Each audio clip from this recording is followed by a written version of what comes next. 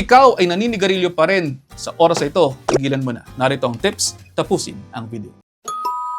Paulit-ulit na nating sinasabi ito, tigilan ang bisyo, alak, droga, sigarilyo, walang mabuting may dudulot yan sa mga buhay ninyo. Ngayon, ang tanong, ano nga ba ang mga maaaring mangyari kung titigilan mo na ang paninigarilyo mo? Kahit na anong edad, kahit gaano katagal, mayroong good effects ang pagtigil sa paninigarilyo. Sa first 20 minutes, tingnan po ninyong maigi ang inyong heart rate, nagsisimula nang bumalik yan sa normal. Ang normal na heart rate ay 60 to 100 beats per minute. Pwede po ninyong ilagay ang inyong kanang kamay sa kaliwang bahagi ng dibdib at umawi.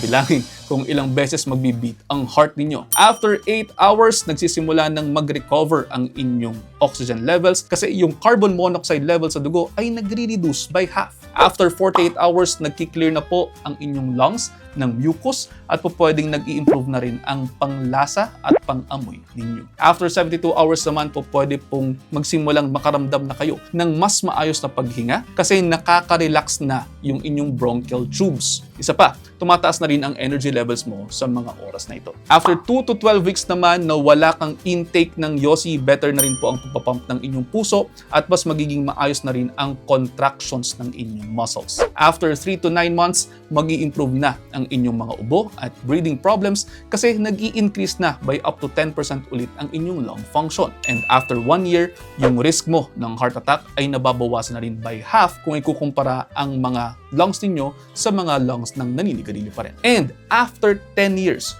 yung risk mo sa pagkamatay due to lung cancer ay nababawasan na rin ng kalahati o half na rin kung ikukumpara natin sa mga smokers. Kaya naman, tigil-tigilan na ninyo ang paninigarilyo ninyo. Ngayon, baka may magsabi na lalo lamang silang inuubo nung tumigil sila ng paninigarilyo. Ito ay maaaring dahil nagsisimulang mag-clear ng mucus ang inyong lungs. Yung iba, pwedeng nahihilo, maaaring dahil nag-i-increase ang oxygen delivery sa brain.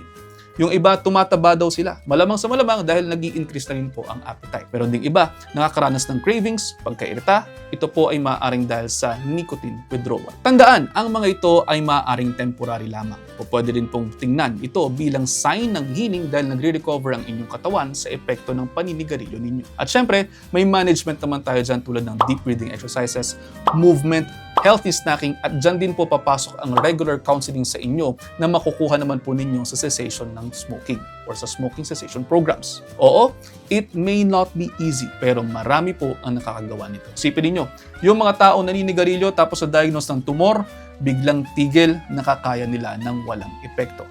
Pero hindi rin po mawawala yung mga magsasabi dyan, lalo na sa comment section na yung tito ng lolo ng utol ng kabayo nila ay hindi naman nagkasakit, naninigarilyo, buhay pa rin. Well and good, hindi pa sila nagkakasakit. Pero hindi niyan mabubura yung fact na napakaraming tao na rin po ang nagkaroon ng problema sa kalusugan dahil sa paninigarilyo. Prevention is better than cure. Ika nga, huwag mo nang simulan. Walang buting magagawa yan sa buhay mo. At sana po may natutunan po kayo. Kung mayroon man, pakishare na sa inyong mga kaibigan. Baka sakaling mas marami pang matulungan. See you in the next episode. Ingat.